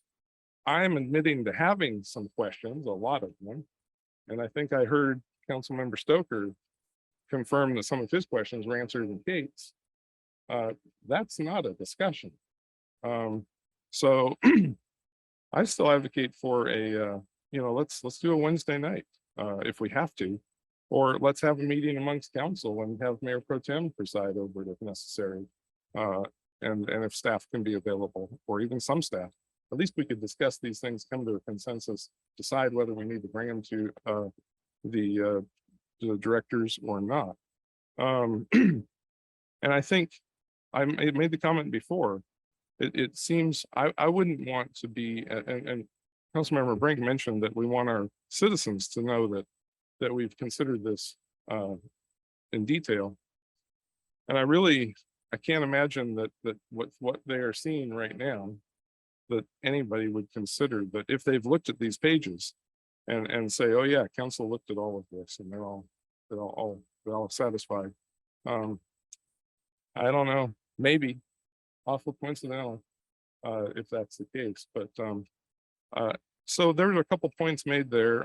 I think the December 6th is, if that's when we have to meet to approve this, fine. I would ask, can we meet the Tuesday after that and use December 6th as a workshop? What was the deadline for the budget to be passed? January 1st, right? December 31st. 31st. Yeah. So there are a couple weeks there that we could leverage to our advantage. I'll repeat that I don't anticipate there being any terrible, nasty arguments here. None of the comments that I had or questions, just like Kate's, I think we're going to sink the ship by any means. But I think that being able to discuss them and again bounce ideas around amongst council will prepare the city for a better 2 years than as if we just say, yeah, we can always change it later. That's not really fair to staff or the citizens. So that's my comment. So I will let council proceed with this motion on the December 6th. I think it's still on the table. And I guess I'll yield to the mayor to decide whether we should make give the opportunity for a different motion, or go ahead and vote on that one first. I don't know what the procedure would be after having these comments.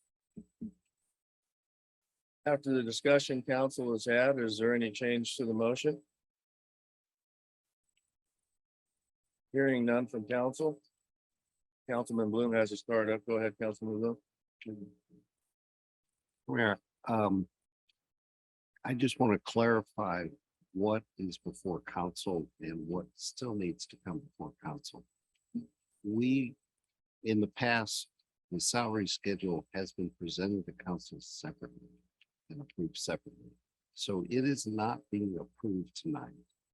It would have to come to council once we approve the budget, correct? Yes. And so, okay, it's in there as a basis for illumination, but we would get that as a separate action. That's correct. Which can probably occur sometime in December. I would assume we'll do that, but and so a lot of the details, like I said, a lot of the details in that budget package, we are not approving. We're approving the final numbers. And to highlight the final numbers is we're spending down our beginning balance from 8 million to 2 million over the biennium. And that's the big, a lot of what we control is that aspect. So, and if the city or the council wants to suggest a change in the budget on December 6th, we don't have to have another public hearing. We do that every biennial. Sometimes we do it every month with budget amendment. So I just want to clarify that before we go into a vote. But I would suggest possibly that we put a notice out there that the council will accept comments on the budget, up till, we can accept up to the end of November. But I do encourage, if you have something that's just grading you in that budget document, to ask the question. Thank you.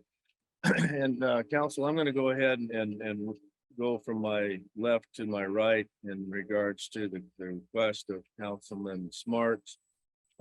Finding a time between now and the infinity when we have a workshop or as a submission of his questions that he has and answers to all out to the council, acceptable or not, means that we have no other glaring concerns from other council members. Do you feel, Councilmember Hayes, that we need to have a workshop?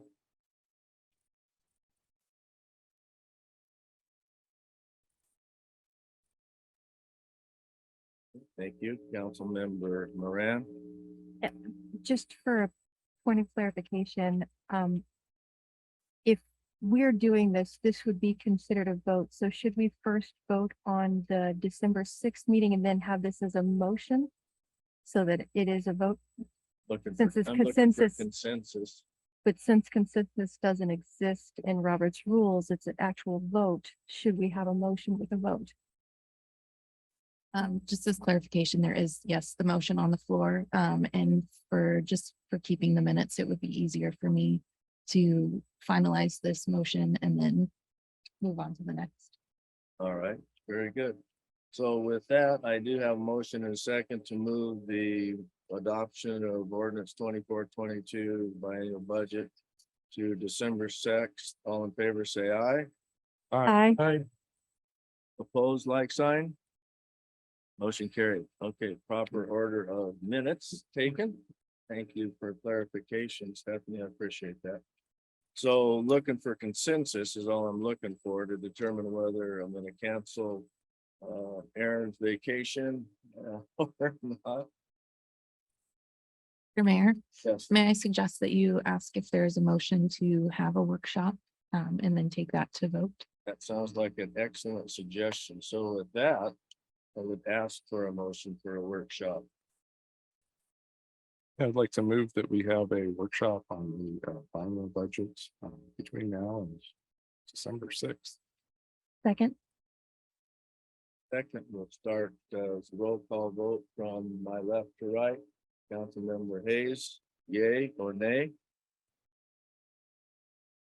Councilmember Moran, yay, although, are there any discussions? Should we ask? them? I think the discussion is pretty basic. Are they gonna have a workshop between now and the 6th or not? Then The date to be determined. Then my vote is yes, aye. Councilmember Fetto, Aye. Mayor Pro Tem Brink, Aye. Councilmember Bloom, Aye. Hart, Yes. Yes. find some time between now and the 6th where we can get together for a half a day. Or somewhere in between, maybe we'll send a pulse out to council to be determined in regards to that. With that, we're gonna go ahead and move on with, we have no unfinished business this evening or new business. I think we've covered most of our new business. Then we'll move on to citizen public comment, the second one of the evening. If anybody would like to address council from the audience or virtually, please come to the podium and state your name and name and residency for the record. And please limit your comments to 3 minutes.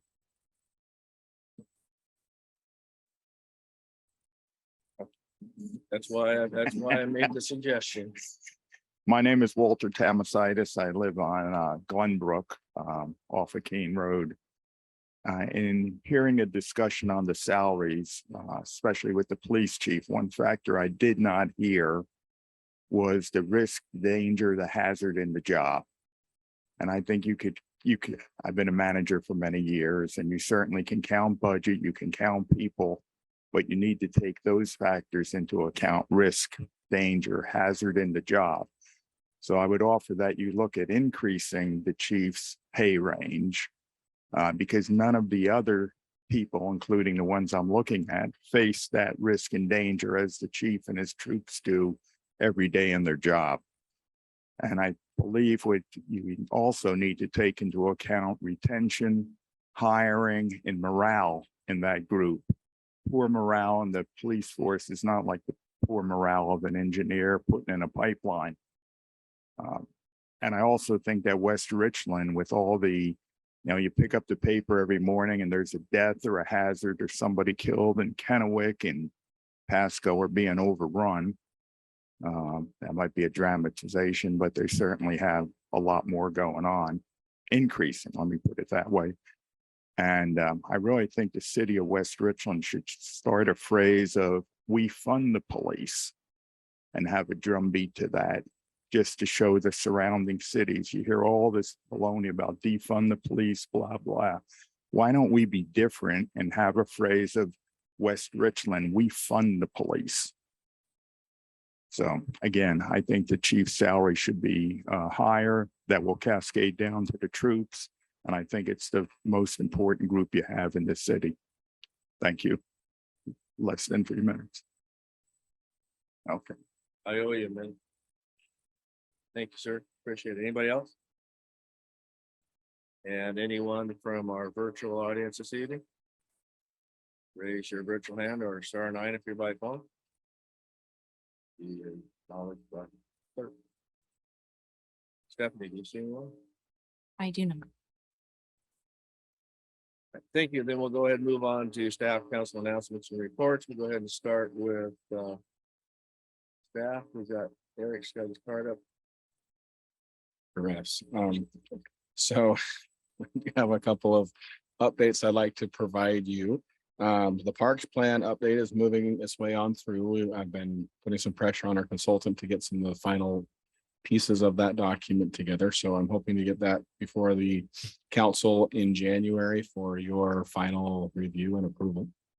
The parks subcommittee meeting will be meeting here soon. And getting that prepped and ready to go. The Parks Board is going to be meeting as well on this at the end of the month. The Lewis and Clark Ranch project, that large master plan development that we've been working on in the planning department north of Rupert Road, that is reached a point now where we have developed a reasonable alternative. So in the SEPA process, you have the applicant's proposal, which is one of the alternatives that's proposed. You have the no action, meaning there's no changes in the zoning they could develop under the current zoning. And then you have another third option that gets developed, and we finish that process. And that is now available on the city's website under the Lewis and Clark Ranch website that we have under the planning department. And I encourage everyone to go and take a look at that, review those documents, and feel free to reach out to me if you have any questions. Happy to answer any of those for you. I'll be presenting some of this information to the CD committee, subcommittee here, not next week, but the week after. Thank you, Eric. Roscoe? Tomorrow night at Tap Tail Elementary at 5:30, we'll have the open house for the SR 224 Red Mountain Transportation Improvement Project. This is to see what the proposed improvements are, really dealing with active transportation. So where we show proposed transit pullouts, transit bus pullouts, bike lanes, sidewalks, pathways. We want to make sure we get it right for the users. So that open house is at Tap Tail again, 5:30 to 7 tomorrow. There's not a presentation.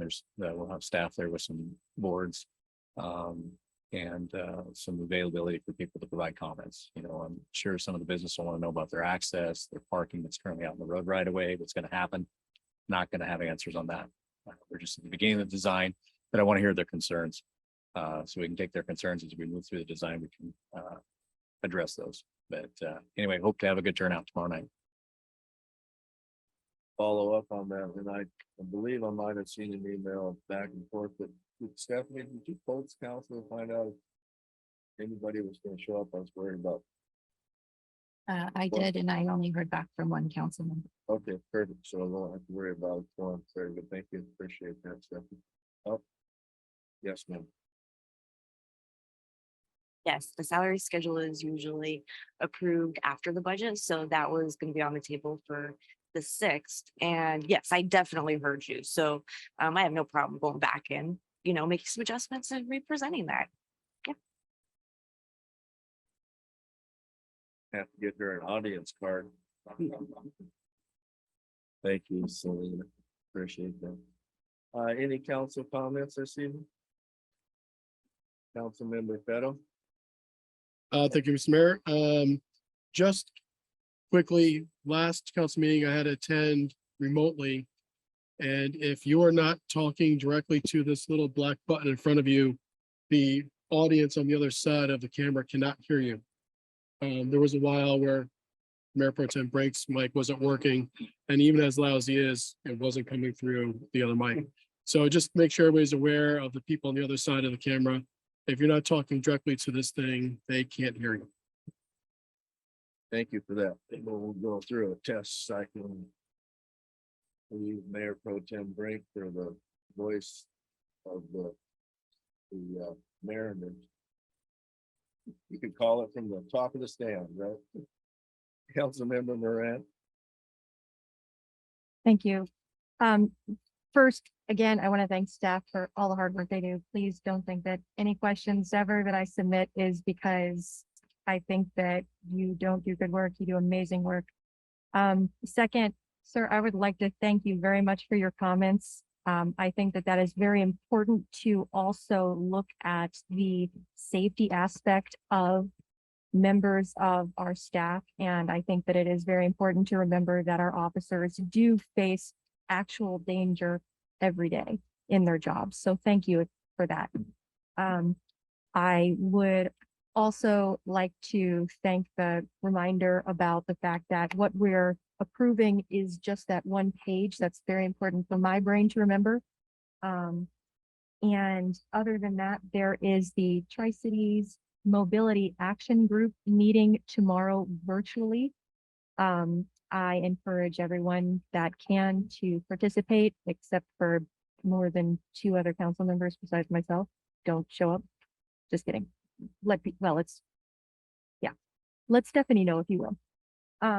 But I think that the Tri-Cities Mobility Action Group is very important for this area, especially with their focus on a regional complete streets plan that they'd like to get together.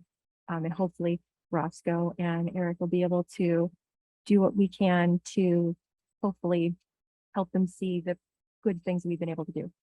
And then we also have a Benton Franklin Council of Government and Economic Development District meeting this Friday, which is virtual. So thank you. Councilmember Bloom. Been a while. Just so that you know, the Ben Franklin Transit has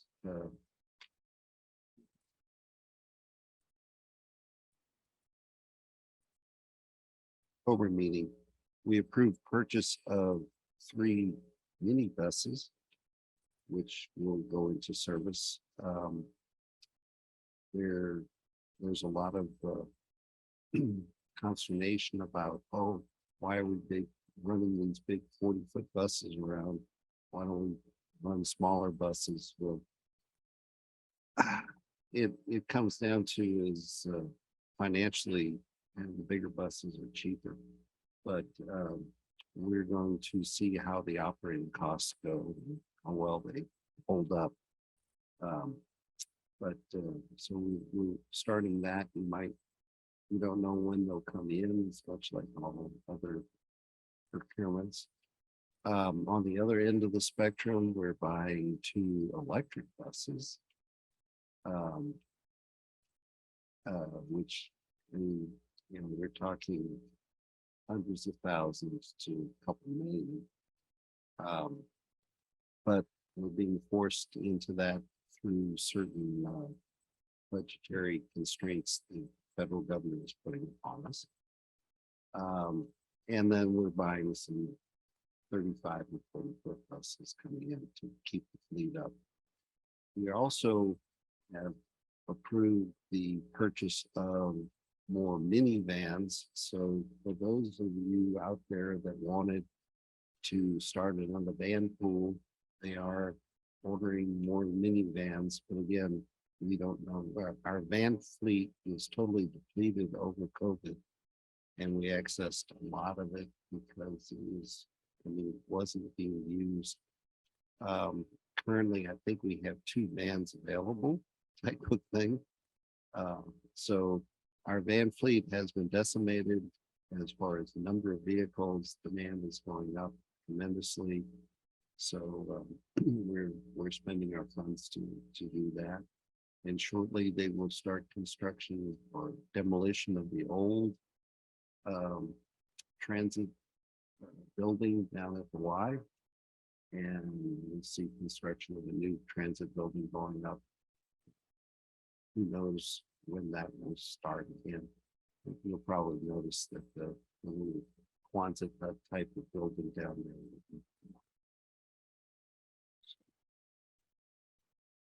there. Update. Mayor Pro Tem Brink. Thank you again, Mr. Mayor. Just a couple updates. We had the Veterans Day Parade a couple weekends ago and several of my fellow council members participated. Just want to state my appreciation to the Chamber of Commerce for just organizing that very, very important and significant regional event. On a personal note, the Association of Washington Cities has invited me back to their federal legislative committee. I guess they missed me a lot because I stepped away last year, but I will be serving on that for next couple of years. And AWC is the Association of Washington Cities, and we will be developing the legislative priorities for our federal representatives, which have not changed as a result of the election. Lastly, I'll mention leadership training, just for my fellow council members. Although there may not have been any formal leadership training presently set aside in the planned budget, the Association of Washington Cities, as well as the Municipal Research Services Center, provides a wide range of training for city elected officials. And I encourage everyone to take advantage of that. It ranges from simply looking at on-site or previously recorded sessions to live webinars to actually participating in meetings at the AWC annual conference. So it is very worthwhile to set aside the time because we all have to make sure that our skills are sharp if we're going to succeed in our positions. And I encourage everyone to seek out those opportunities. That's all I have, Mr. Mayor. Thank you, Mayor Pro Tem Brink. Appreciate it. Councilmember Smart. There we go. I don't need to first press the button. Just want to make an announcement for those that are interested that the 13th annual bike build sponsored by Local 598 is going to be on December 2nd, 9 a.m. So if your group or organization is interested in signing up for that, they have an easily found website with a very direct button push to help to volunteer. And I will be there with our scout group. And so if any of the citizens are interested in their scouting or children's or adult group getting together and building bikes, it's a great event. Participate in that for several years, and it's really impressive to see literally thousands of bikes built in a couple hours time at the Three Rivers Convention Center. So look that up on the internet. Bikes for Tykes. Kennewick will get you there. Thank you, Councilman. I appreciate that. And want to thank Mayor Pro Tem Brink for leading the meeting last meeting and thank you for riding in front of the bus there in Los Angeles. The weather was flying, especially after what we had the day before. And I understand that the chief worked very closely with you to make sure everything was safe and good work in order for the parade route. So thank you for taking initiative to make sure that our citizens and the parade people are safe in the city. And also thank the West Richmond PD staff. You guys were busy at that whole night and the next day too. So I thank all the team for all their participation to make sure things were clear and safe to navigate the city. I appreciate that. And then as Mayor Pro Tem Brink talked to legislative priorities, we are currently working together with the city managers, county administrators, to put together an important regional priorities list. And I will do like I did last year, share with council and also have conversation if there's any other priorities that we may have here just locally with the city. And we also do follow very closely AWC's legislative priorities to support them in Olympia when we go back there legislative days and such. So with that, we're gonna go ahead and move on to Councilman Stoker. I didn't see. I just wanted to piggyback on your comment about police officers. I also want to add Benton REA to that. Oh, yeah, night. yeah. I personally was without power for 3 times. The longest one was about 6 or 7 hours. So well, I'm sure the police may have been involved with that too, but Benton REA must have been working crazy that night because my neighborhood was without power for a long time. And there was one particular pole on the parade route that was compromised that they made sure that was taken care of in a safe manner for the parade to continue. Yeah, Benton REA. Yeah, they were busy. Everybody was busy. The dogs were busy. It was almost as bad as 4th of July for them poor dogs. Okay, with that, we are going to move into executive session as per RCW 4231-10-1 D, and that's to review negotiations on the performance of a public bid contract. Then also, I believe we have no action to follow in regards to that. So with that, we'll go ahead and adjourn into executive session.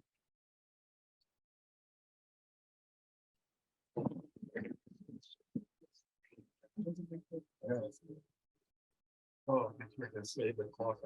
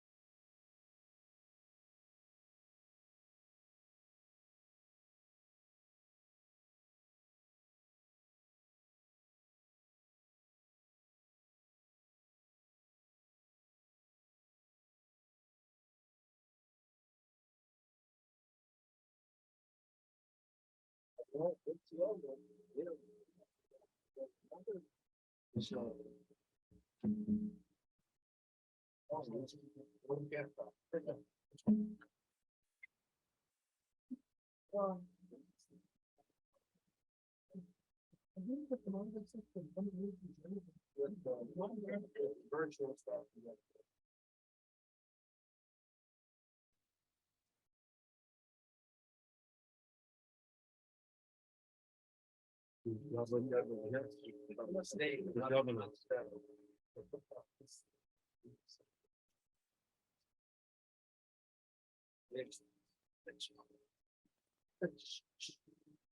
Well, come on.